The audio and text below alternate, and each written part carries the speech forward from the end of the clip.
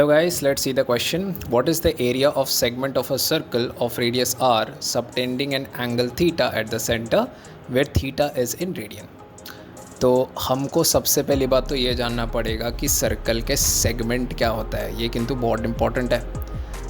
यहाँ पर बहुत लोग सेक्टर मतलब अज्यूम करके ही आ जाएंगे और क्वेश्चन को सॉल्व कर देंगे और आंसर तो मिलेगा ही नहीं। ठीक, तो ये बहुत इंपॉर्टेंट है। तो आपको ये भी पता होना चाहिए सेगमेंट क्या है।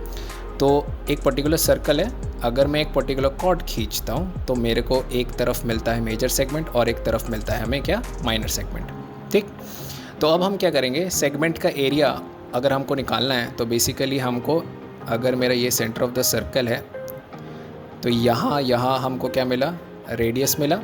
और ये वाला पर्टिकुलर जब मैं ये लाइन खींचता हूँ एक ट्राइंगल बनाने के लिए तो मेरे को ये पर्टिकुलर पोर्शन मिलता है एज अ माइनर सेगमेंट। वही चीज़ हमें निकालना है। तो यहाँ से बहुत सिंपल हो जाता है चीज़।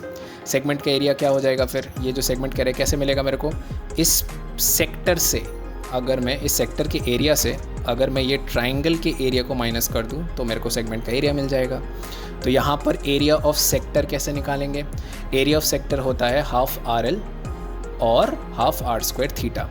कैसे करके, क्योंकि आर्क लेंथ जो होता है वो आर थीटा के बराबर होता है। सो आर थीटा को जब हम मल्टीप्लाई करेंगे you will get half are square theta, और ये रेडियन के टर्म्स में है। डिग्री के टर्म्स में होने से एरिया ऑफ सेक्टर का फॉर्मूला हो जाता है आपका pi r square into theta by 360 degree, तो वो डिग्री इसमें चला जाता है, ये आपका रेडियन में आएगा। ठीक, एरिया ऑफ ट्राइंगल क्या आएगा, एरिया ऑफ ट्राइंगल आपको पता है half a b sine theta होता है, तो half into a b sine theta, तो half are square sine theta, वही लिया हमने।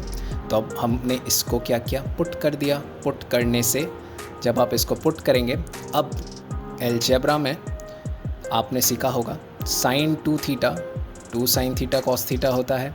तो साइन थीटा को हम क्या लिख सकते हैं, 2 sine theta by 2 cos theta by 2, क्योंकि आप यहाँ पर देख पा रहे होंगे साइन थीटा बाई 2 ऑप्शंस में भी ऑब्वियसली आपको कंफर्म करना पड़ेगा कि किस टर्म्स में आंसर दिए गए हैं। हम यहाँ पर देख पा रहे हैं sine theta by 2 sine theta by 2 है, तो हमको साइन थीटा बाई 2 के टर्म्स में सोचना पड़ेगा। तो यहाँ पर हमने क्या किया, sine 2 theta 2 sine theta cos theta होता है, तो इसका मैंने हाफ एंगल किया, तो यहाँ पर भी हाफ एंगल हो जाता है, कॉमन सेंस। तो इसके बाद हम क्या करेंगे, इसमें साइन थीटा में वो वैल्यू को पुट करेंगे। हमने उस वैल्यू को पुट किया, हाफ आर स्क्वायर कॉमन हो जाएगा और यहाँ पर बचेगा theta minus 2 sine theta by 2 cos theta by 2। That is the answer. It's a good question. Okay, thank you.